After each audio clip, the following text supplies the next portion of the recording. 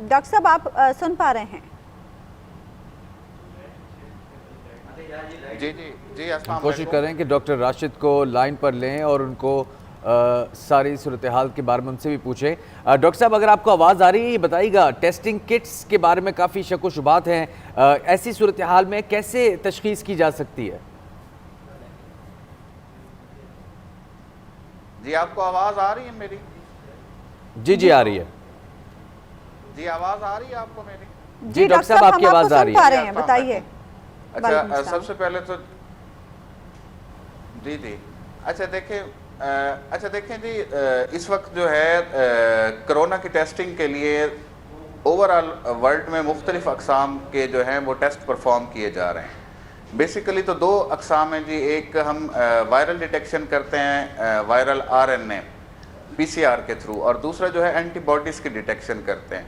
अब चूँकि ये जो है वायरस एक नया पेंडेमिक है, इससे पहले ये इंट्रोड्यूस नहीं हो सका इस दुनिया में, नहीं हुआ, तो इस वजह से जो मौजूदा इसकी जितनी अक़साम की भी किट्स बनाई गई हैं वो एक स्टैंडर्ड्स को सामने रख के काफ़ी एक जो कंपनीज हैं उन्होंने नहीं इसको मैन्युफैक्चर किया।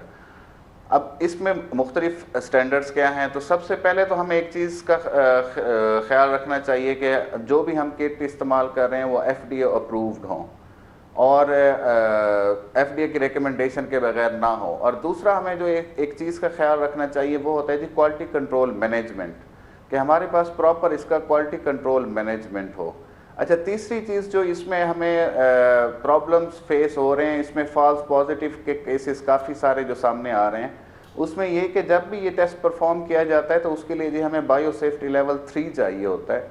तो काफ़ी सारी जो हमारी प्राइवेट कंपनीज़ हैं जो कि जिन्होंने ये टेस्ट लॉन्च किया है अपनी लैब्स में, तो वहाँ भी ये चीज़ भी देखी जा रही है कि बायो सेफ्टी लेवल 3 के जो मेजरमेंट्स हैं, आप बिल्कुल सही कह रहे हैं डॉक्टर साहब, ये कुछ ज़्यादा ओवर टेक्निकल बातें हैं, लेकिन मैं सिर्फ ये जानना चाह रहा हूँ कि हमारे पास भी अथॉरिटी है ड्रैप के नाम से, क्या उसको नहीं देखनी चाहिए? जो भी किट्स आ रही हैं उसके थ्रू आनी चाहिए, हम FDA के ऊपर क्यों रिलाई करें? FDA तो हमारा इदारा नहीं है।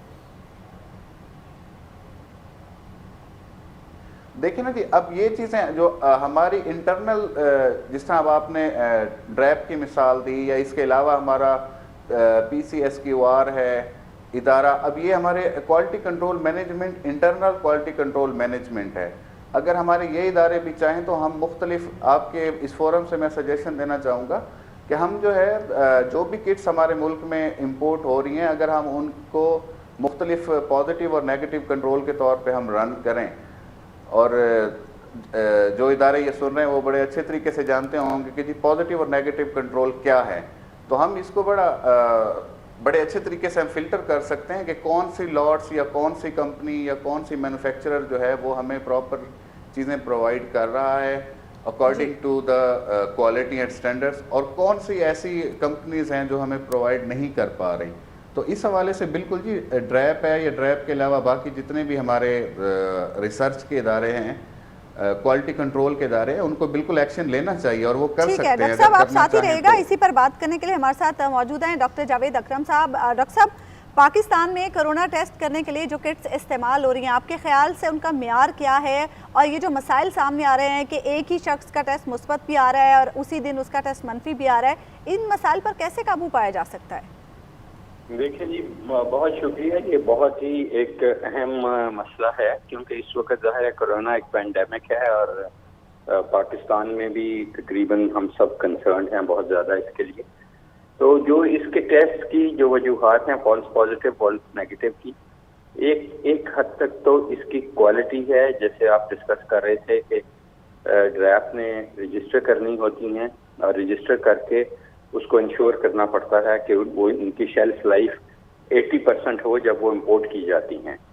और इसमें बहुत अच्छी कंपनीज भी हैं और बहुत ख़राब कंपनीज भी हैं, और मेरा ये ख्याल है कि हमें शॉर्ट लिस्ट कर देनी चाहिए और वो वाइडली पब्लिसाइज कर देना चाहिए कि सिर्फ इन कंपनीज की जो कि मेयारी हैं, और उनका नाम वेबसाइट्स पे लगा दें, ड्रैप भी लगा दें और तमाम महकमे लगा दें कि सिर्फ इनकी किट्स इस्तेमाल हो सकेंगी, चाहे वो काइजन हो, चाहे रॉश हो, चाहे एबट हो, इस किस्म की। वो बहुत इजी है उसको करना, और उसके बाद जो मसला आता है वो इसका फॉल्स नेगेटिव का तकरीबन 25% चांस होता है RT-PCR में।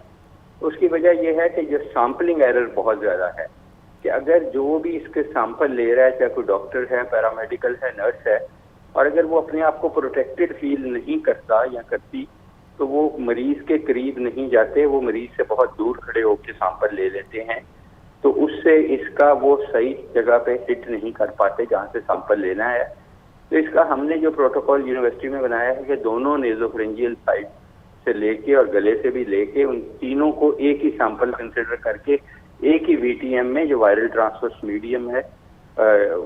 मीडियम है उसमें किया जाए और उसको फिर उसमें से एक्सट्रैक्शन की जाए। तो उससे लेकिन डॉक्टर साहब, आप इतने दिन हो चुके हैं इस पेंडेमिक को शुरू हुए, पाकिस्तान में केसेस आए, अब तक कोई स्टैंडर्ड बन जाना चाहिए था? आपको नहीं लगता हुकूमत की तरफ से टेस्टिंग के स्टैंडर्ड्स होने चाहिए थे, टेस्टिंग किट्स के स्टैंडर्ड्स अभी तक जारी कर देने चाहिए थे? आप बिल्कुल सही फरमा रहे हैं कि ये देखें, हमने अपनी यूनिवर्सिटी में, यूनिवर्सिटी ऑफ हेल्थ साइंसेज क्योंकि सबसे बड़ी यूनिवर्सिटी है, हम खुद कर रहे हैं और हमारी स्टैंडर्ड्स मौजूद हैं, वो गवर्नमेंट अडॉप्ट कर ले।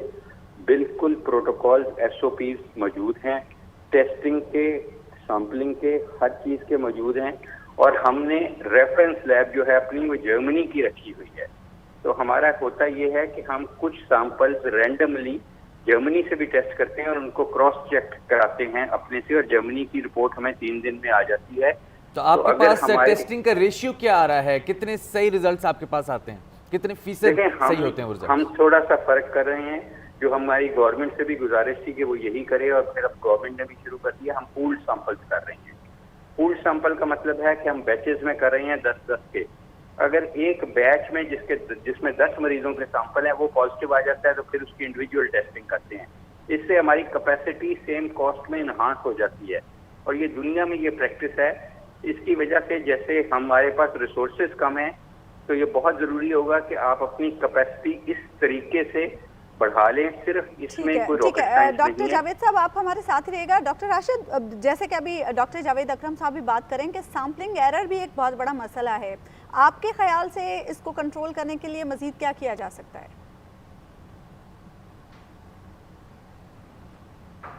ठीक है, शायद डॉक्टर राशिद को हमारी आवाज़ नहीं जा रही। डॉक्टर जावेद अकरम के पास दोबारा जाना चाहूँगा। डॉक्टर साहब, आप किस तरह से देख रहे हैं अब तक जो टेस्टिंग हो रही है, जो क्वारंटीन प्रोसीजर्स अपनाए जा रहे हैं, आपको लगता है आने वाले दिनों में हमारे जो हेल्थ सिस्टम है उस पर ज़्यादा प्रेशर पड़ने वाला है? अनफॉर्चुनेटली बिल्कुल पड़ने वाला है, बल्कि पड़ चुका है मैं कहूँगा। क्योंकि देखें, अभी जैसे ही लॉकडाउन